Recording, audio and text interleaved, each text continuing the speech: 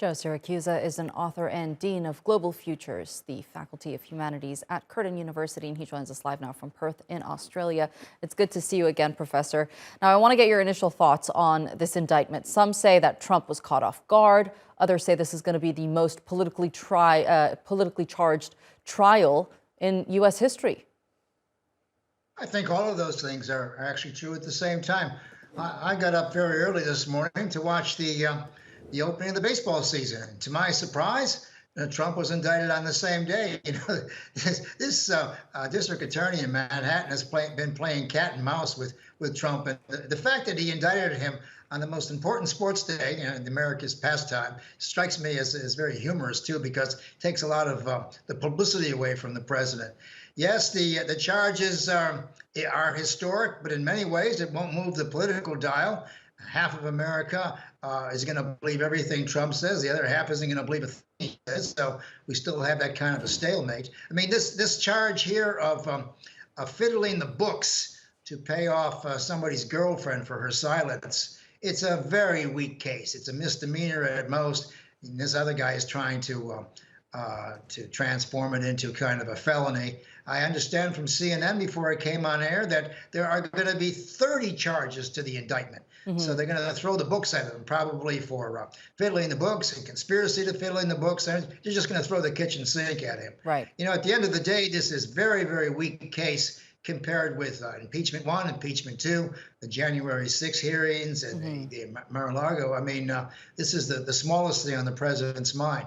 And he will be able to turn this into a positive, I think.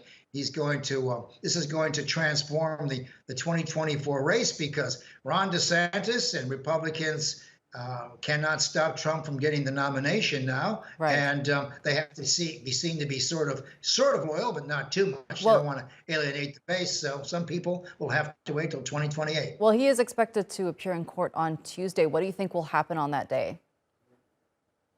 Well, I tell you what, Donald Trump made his career on television.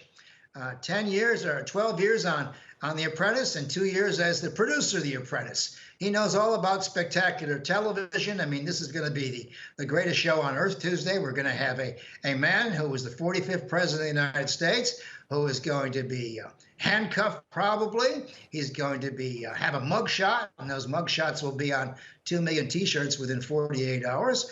And he's going to be fingerprinted like anybody else who was arrested for any other kind of thing. And then he has to plead not guilty in front of a magistrate. Then he has to wait for his trial date. The only trouble is the man's surrounded by Secret Service.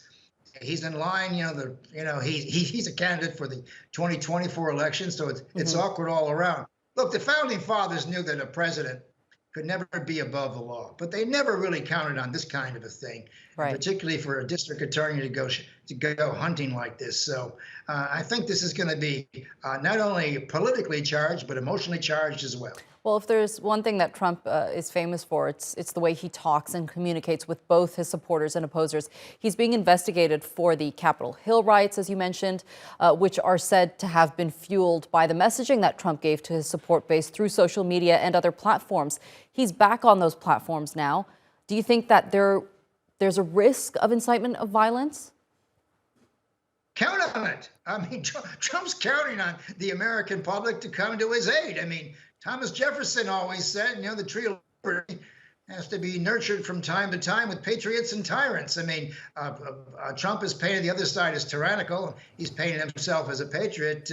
He doesn't care if the mob comes out. I mean, America plays hardball. We're dealing with a country that doesn't do a damn thing about gun laws and that kind of thing. I mean, Trump plays hardball, and he's counting on his people to support him. Will there be riots in the street? I don't know, but it'll be a very, very contentious election night in 2024, that first Tuesday in November. Yeah, he knows what he's doing exactly, and he's not naive. He knows he's rousing the masses to come to his support. The only trouble is that maybe people will get tired of this. Right. Trump has a lot of baggage. Even though people like him, it might be just too much to carry. And then he's got maybe 3 more indictments after this for more serious crimes. How long do people want to put up with this? But yes, he knows there's violence in the wind, and he knows he's inciting a riot. And I tell you what, he couldn't be happier about that, because he's counting on the American public to save the day. All right, Joe Siracusa, thank you so much for joining us here on the NewsHour and sharing that analysis with Okay, us. thank you.